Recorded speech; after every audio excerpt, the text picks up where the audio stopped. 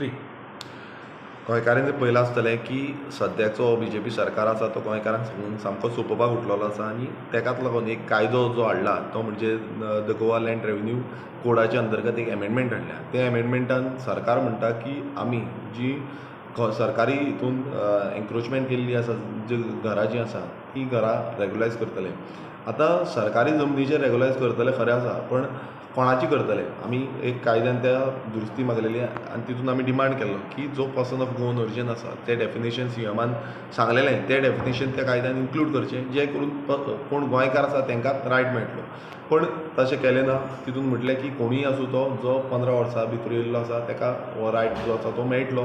तशेंच जो सर्वे 2014तल्यान तो हांगा येयल्लो आसा तेणें घर बांदलेलें आसा. कितलें घर बांदलां तेज्या सायडीच्यान 2 मिटर जितलो आसा तो सायडीकच्यान तेजे 2 मिटर जो पिंथ एरियाचो आसा तो ताका मेळटलो म्हूण सांगलें आनी मॅक्स टू मॅक्स 400 मिटर हो जागो मेळोंक शकता म्हूण सांगलें.